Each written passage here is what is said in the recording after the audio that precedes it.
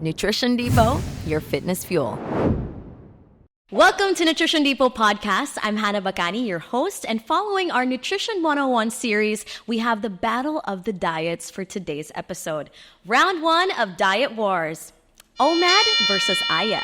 Who better way to explain what this all means than Jo Sebastian? Hi, welcome back. Are you ready for battle? Yes, I'm ready. But got my gloves on. Okay, got it. Strap up. But this is you versus you. Yeah, I know.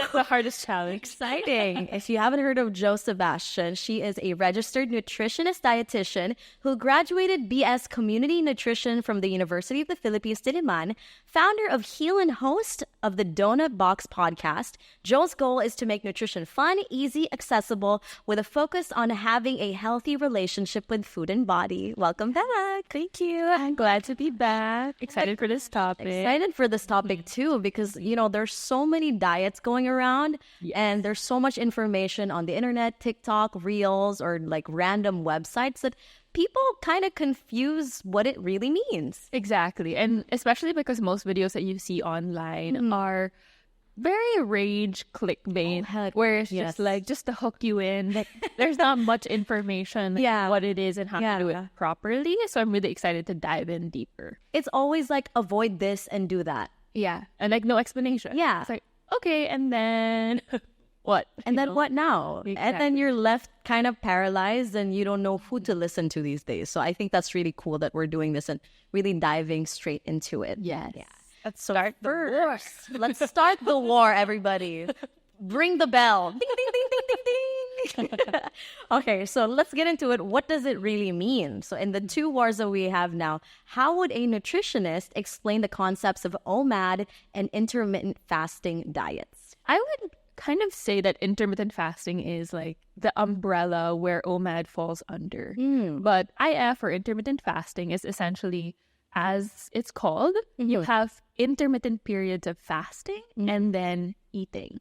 So usually if you're doing this, it would depend on how. There's many different ways. You have the 16-8, which is usually 16 hours of fasting. So this is no food and no drinks that could technically start your metabolism that way. Usually people would sometimes consume black coffee, although there are certain sides of the coin that say because coffee kind of hypes you up, the caffeine hypes you up, maybe it doesn't. It adds something. Yeah, like it won't count under fasting. So it depends on who you're asking. But essentially nothing with calories is the goal when you're in your fasting window. And then you have your eating window. Some people call it a feasting window, where you would essentially eat your calories or your needs for the day.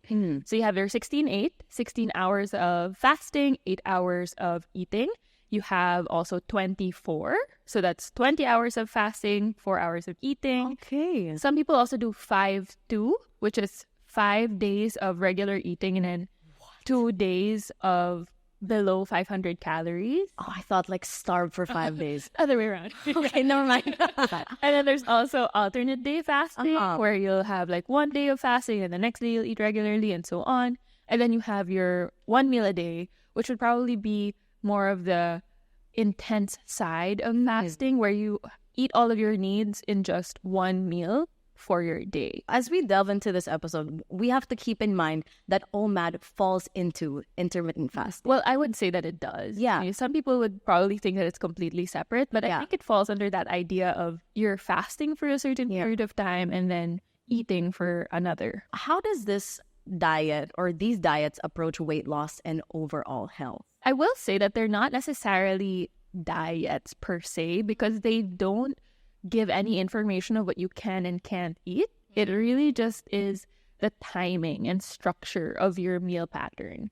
So unless it started to tell you what to eat and what not to eat, then it's more of a meal pattern for now. Like it's more of your meal pattern. It's like a habitual concept. Yes. Oh my gosh. And usually weight loss or fat loss would work because whether you're conscious of it or not, you end up creating a calorie deficit. Because it becomes a bit harder for you to eat all of your needs in a short period of time. Although some would argue it's actually quite easy. Yeah. It depends. But generally, let's say you're only eating let's say you're eating 1,800 calories in a day or 2,000 calories in a day. If you're only going to have that in one meal, like imagine how much The mountain that would be. Yeah. Like you're trying to get your protein in, and then it's like, okay, 150 grams of protein. I'm like, oh, chicken. Like, you're imagining how much you have to eat at that period of time. So it becomes a calorie deficit because of the limited time you have to eat all of the things that you want to eat or need to eat, basically. Because of that time restriction, when you get full with, for example, like 2,000 calories, you feel satiated throughout the day. Or at least the time that you're allowed to eat. Right. Although the drawbacks of that would be maybe now you get too hungry and you do end up eating a lot more. Because now you have this mindset of like, oh, my window is going to close. I have to eat as much as I can. So there's also that side of it. Now, there are some studies that show that possibly also we're talking about insulin sensitivity. So insulin is your hormone that essentially regulates your blood sugar levels. It's the one that, if there's carbs that it sees in your bloodstream, it's going to come out and like, it's the key to the cells and say, let's go here, carbs. Let's hang out here. Let's be used over here. When you're doing your fasting periods, some studies would say that your insulin sensitivity is better, meaning you're able to utilize those carbohydrates better, and your body is able to facilitate that usage much better. However, that will also depend, because if you are eating a large amount of carbohydrates during your eating window, then it could also dysregulate your insulin management. There's a lot of components when it comes to these concepts. So this battle is kind of tricky because we're talking about the type of food you're eating, how long you're fasting, how much you're eating, and all these different things. But what are the potential benefits and risks of the OMAD diet, or 1 meal a day diet? This is actually why I find it so stressful when you're watching online. And people just say, just eat 1 meal a day. And I'm like, that's it. But there's no information of like, okay, what should I be eating? How much should I be eating? If you don't get that information, it just makes it very, very difficult. Right? So some of the possible, let's say, positives of having 1 meal a day is you can be more mindful of your consumption of food because you only have 1 meal to think about. You're like, just 1 meal, no stress. Like that's all I have to think about. Like sometimes for me, I struggle thinking about what I'm going to eat, and I eat like 5 to 6 times a day. So I'm like, again, another meal. So there could be that instance of feeling a little bit less stressed of your food choices. And of course, if it is planned properly, we can get the needs that we have while still creating a calorie deficit if that's your goal. But then if we go to the negative side of it is, number one, you may create a binge and restrict cycle where you're not eating throughout the day, and then in your 1 meal, you got to go all out. I was thinking that because it feels sometimes like binge eating because you're trying to stuff your face in the hour that you can eat, or in the time period that you can eat. How can you avoid that? Or what's the difference between the two? Well, I guess it would definitely depend on your ability to manage your hunger throughout the day.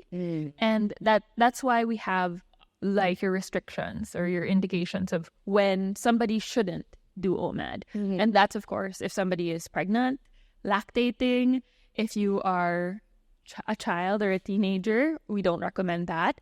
If you have hormonal imbalances, we also wouldn't necessarily recommend that.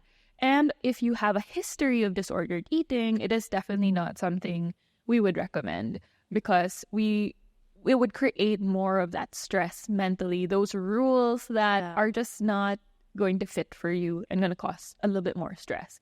So while we said a while ago, no stress, you only have to think about 1 meal. For other people, it could be more stress because you're constantly thinking about that 1 meal for your whole day. And it's kind of like a make it or break it moment. Like, is it going to be a good meal today? And I guess it is good if you're planning that 1 meal. If you have a problem with mindlessly just eating calories, it's good for you to plan it. But there are some risks behind it. And one of it you touched on was your hormones.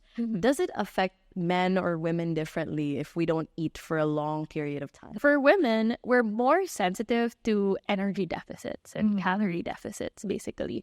And usually when you have these long periods of energy restriction, even if you're not necessarily in a calorie deficit, it can reduce your body's ability or your body's production of your female hormones. And this is why a lot of individuals, especially, well, mostly females who do dieting, can definitely, you'll notice, they'll lose their period. You have your female athlete triad, one of which is energy restriction. And then you lose your period, which can lead to also loss of bone mass, because your estrogen is actually also a hormone that helps you store calcium or helps with your bone density. So when we think about that, there is all of these processes that your body goes under stress. When it's under stress because you're not eating for a long period of time, that can then impact your hormonal balance. So it definitely is like what we call this, like men and women definitely respond to it differently in that case, because we're more sensitive to those energy deficits. So as women, it is harder to maintain a nomad lifestyle, or like OMAD. OMAD. No, it means like OMAD, nomad. I'm just kidding. For women, is it like nomad for women? Or, I mean, I would say I wouldn't recommend it. Okay. Mostly, especially because we have different hormone cycles. Interesting. Right? We discussed this in one of the previous episodes that everybody should go check out and watch. But we talked about how, you know, when you're on your period, you're craving a lot more food. Your energy needs can increase during a certain phase. So because of these certain instances, you may feel a little bit more of those changes of your cravings. It might be more difficult to navigate that. So I do think it plays a bigger role, whereas having more regular meals throughout the day can have a lot more benefits for us to manage our energy, our mood, and also our hormones as well. Okay, I love how we talked about that. Yeah. Yes. I mean, OMAD, nomad. We have to. As women, I feel like these are the type of questions that, you know, we should ask each other in these sort of podcasts. Yeah.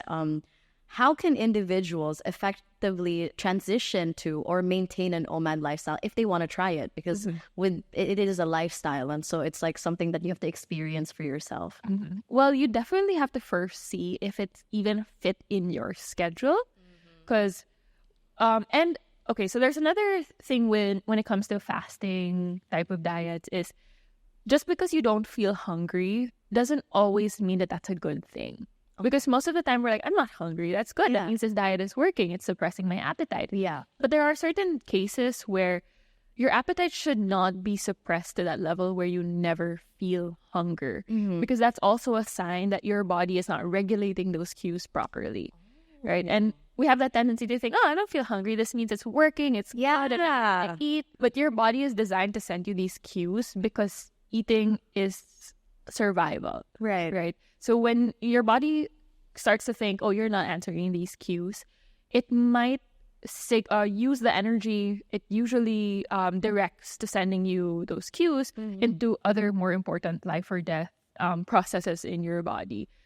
And sometimes people think that, okay, if my metabolism is okay if I'm not feeling hunger, but sometimes it could actually be a sign that we have to reassess or rethink what we're doing because our body is no longer sending us those regulated signals. Yeah, especially if you're eating a lot and then you don't know how to feel full anymore because you don't know when you're hungry and you don't know when you're full, you know. So those are some of those like signs that your body can be telling you maybe we have to reassess and rethink. How do you know you're in that cycle? For me, because I've been in that cycle of not knowing when I was hungry and not knowing when I was full, and sometimes it would lead to me eating and then realizing, oh, I was hungry, but then I can't tell when I'm full anymore.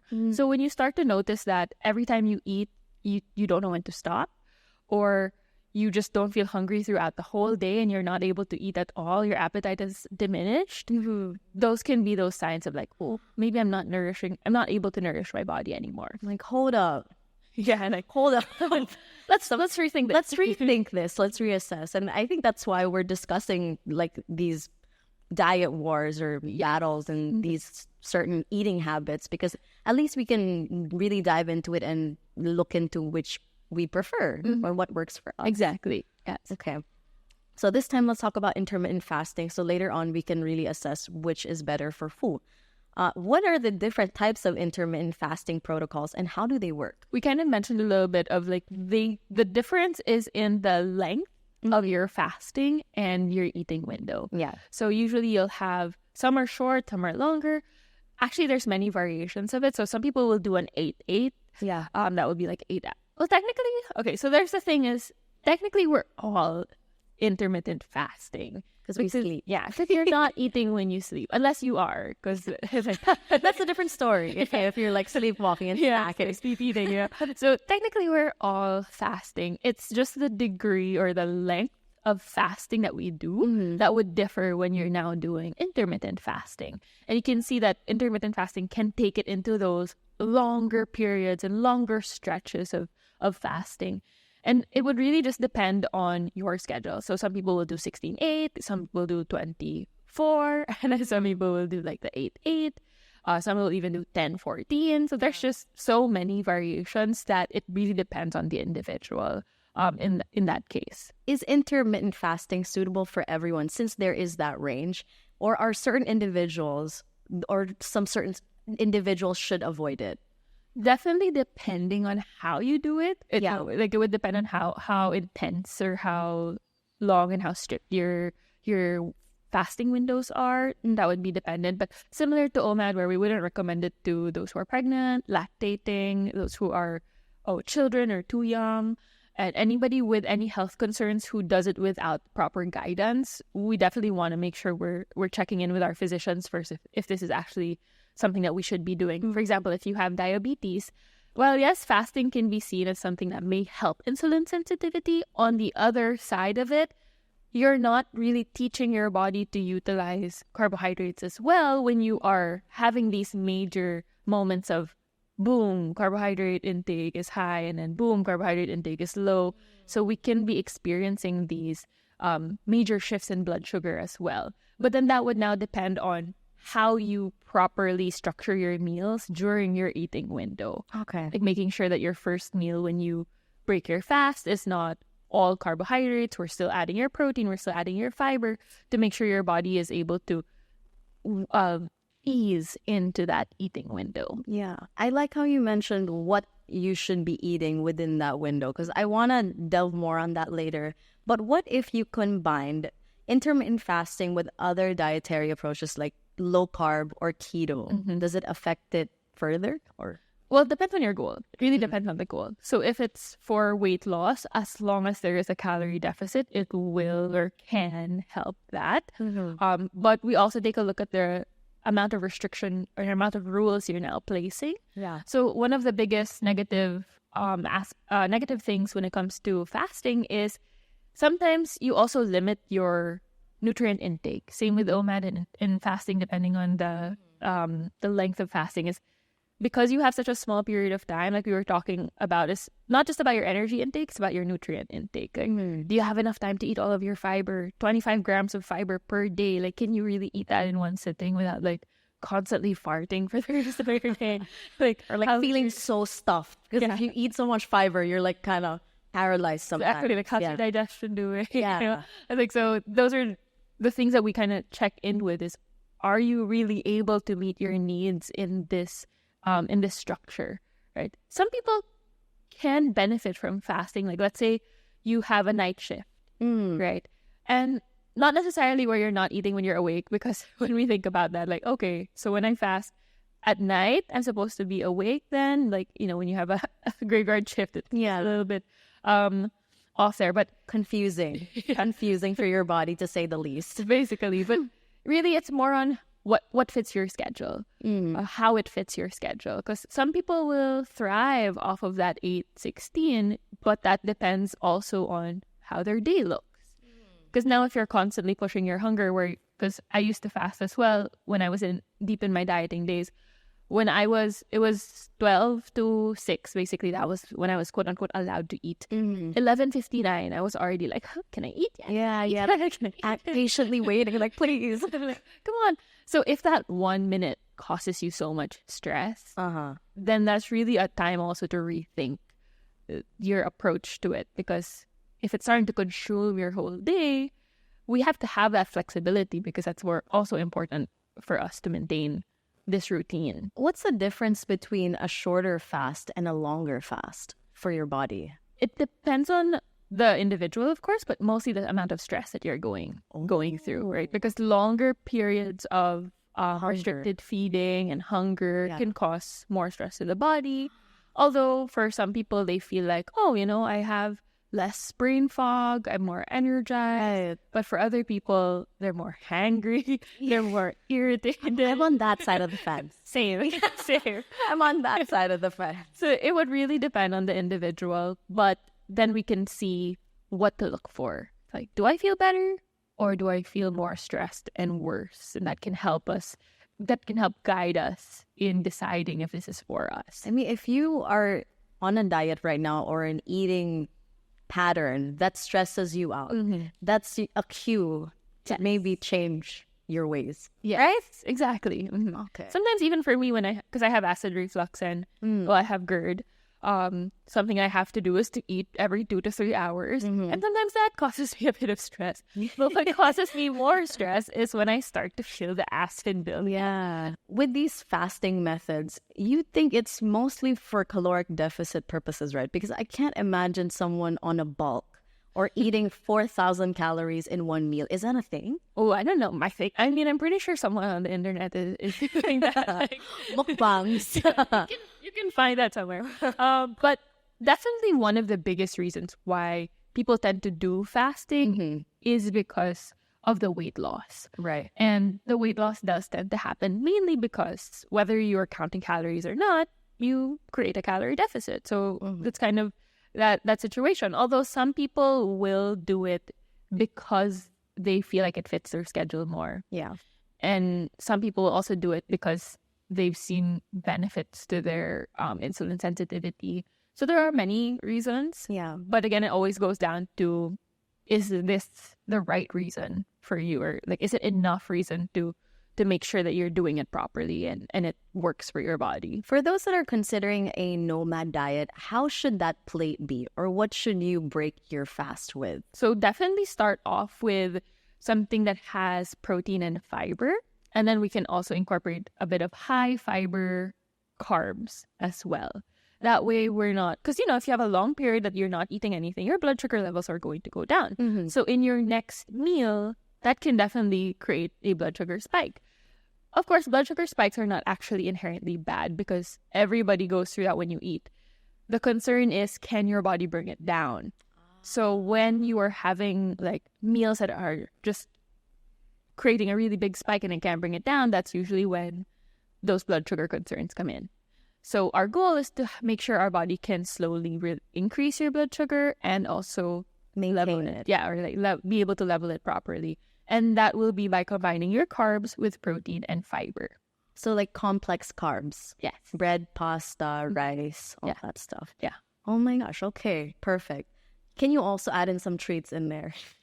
I wouldn't do it the first bite, but definitely can have it like towards the end of your meal. Okay. Yeah. I love that. So make sure it's balanced to kick it off. Yes. At least if you're trying to break your fast. Like as you were discussing about breaking your fast, then definitely our target there is to make sure you're easing into it. Do you also have to drink a lot of water? Do you have to up your water intake if you're doing no OMAD? Not necessarily, unless you're very busy throughout the day. Like it depends on what you're doing. But then one of the concerns here, if you're now trying to up your water, especially if you're trying to up your water because of hunger, we can also get into water toxicity, where now you're drinking too much water. You're drowning your body. Because I'm so hungry, but I have nothing to eat, and now you're just drinking a lot of water. So now you have to check in as well with electrolytes and all of these other things. See, the reason why the regular meal pattern that has been kind of recommended to us is to have like your 3 meals and some snacks is because generally your body takes about 3 to 4 hours to empty your stomach and to use that energy. So it's kind of just like the proper spacing out of the day would be like, okay, every 3 to 4 hours, you probably got enough food and fuel to last you until your next meal. Let's go for the next one. So when we have those times of like, okay, it's not like that. Your body is going to have to like rethink how it's going to properly utilize this energy. Or like, okay, how am I going to function with all this? What's going to happen? And then now you're drinking a lot of water and all of these things have to be thought about. That's why it's always important to see, how does it affect the rest of your day? Yeah. How does it affect your mental health, your ability to nourish yourself? Because if it's now causing you all of these extra like limits where it would have been easier if you just stuck to your regular meal pattern, and maybe it's really not for you. Maybe it's really not working. Okay. So for intermittent fasting, should you break your fast in the same way? Yes, definitely. So anytime you would break a long period of fast, I would recommend that you would do it slowly and do it with some fiber, some protein, and a little bit of carbohydrates. Awesome. Are there any ethical concerns or like potential negative consequences associated with these like eating patterns? I would say in terms of ethical concerns, it would just be promoting it blindly. I see. To a population that might be harmed by doing it, right? And I think that's where the biggest problem as well is, where you're just like, do 1 meal a day to lose a lot of weight. For example, a lot of mothers who just gave birth, they are more vulnerable to this because, of course, society wants them to look you like have to bounce back right away. You never look like you gave birth. Like, yeah. That's how it's supposed to be. Why do we do that? It's crazy. Let us live. So, like, for example, that where somebody in that vulnerable state of like, I want to lose weight, I need to lose weight, even teenagers would just think, okay, I'm just going to do 1 meal a day. Yeah. And then what happens there? They don't know how to properly do it. It could cause them even more harm than good. It could cost them a negative relationship with food. It could cost them, I know somebody who got gastritis or like an ulcer because they were doing too long periods of fasting. So there are also these instances where if the person is not properly educated on what's happening, it could cause a very big negative impact on their health. Where do we draw the line between eating disorder or OMAD? Because sometimes, again, if they're young and they don't know what's going on, how can you tell that you're in either? Well, you'll definitely have to consult with the DSM-5. So that is the diagnostic manual that helps us see. But a lot of the characteristics of an eating disorder is constantly thinking about food, being scared of food, fearing food, feeling guilt around food, and also not being able to regulate your emotions properly. So that's kind of where we would see when it becomes or when it's leaning towards an unhealthy behavior. Whereas like 1 meal a day is because it's fit my schedule and I'm able to eat enough versus it's actually consuming a bigger chunk of my day than just in that 1 meal. Yeah. Then that's maybe when we have to reassess that. Like physically, emotionally, mentally. Yes, especially the emotionally. And especially emotionally. I love it. Now, following this, since this is the round 1 of Diet Wars, how can individuals choose the best diet for their needs in a healthy and sustainable manner? I think the 3 things we can ask ourselves is, number 1, does this fit my lifestyle and my schedule without causing me to feel stressed and like I'm always thinking about cry. You're giving up hanging out with your friends just because of this. You're missing out on major moments of your life because of this. Like really check in with that. Number 2, are you able to truly eat enough of what you need?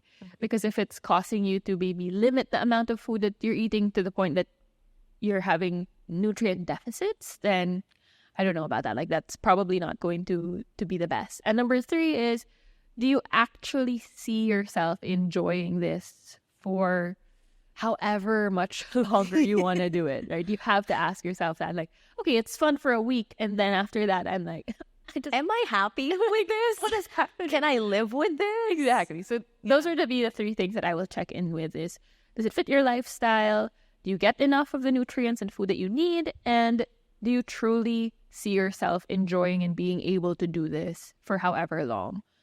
Is it flexible enough to fit into your life? There's a lot of factors to get into for this one. That's why this is kind of difficult with Diet Wars. As a nutritionist, what would you recommend? Well, of course, you'd recommend a balanced diet and being able to tune in more with your own hunger and fullness cues. That is very underrated. Most people just want to just not eat or to just listen, to just follow whatever someone else is doing. But something we don't talk about isn't enough is learning how to listen to your own body. And I think those are the important things to focus on. Balanced diet and understanding or learning to listen to your own body's cues and what it needs. That's what I would recommend. Okay. So OMAD, NOMAD? Not for me. Not for you. Yeah. How about IF? Maybe. It depends on the day. Depends on the day. Yeah. So who wins the war? I woke up really late. What is the lesser? Okay, if I had to pick from both, Yeah. probably it would be intermittent fasting, but Okay. it wouldn't be a strict routine or a schedule. Okay. It wouldn't be too, I would be more flexible with it. Like sometimes I'd probably break my fast a little bit earlier. And that's Yeah. it. We already break our fast anyways. So Yeah. it's just a little extended Yeah. fasting. My fast is very short, but it's I agree with you. very fast. Yeah, I agree with you because sometimes I don't notice it and I'm IFing. Yes, exactly. Yeah. You don't notice it. Well, thank you so much for watching and listening to today's episode of Diet Wars with Jo Sebastian. Thank you. Thank you so much. We got more to come here in the Nutrition Depot podcast. Follow us online on Instagram, TikTok, as well as our YouTube channel, Nutrition Depot. Find us on the next episode of the Nutrition Depot podcast right here. Nutrition Depot, your fitness fuel.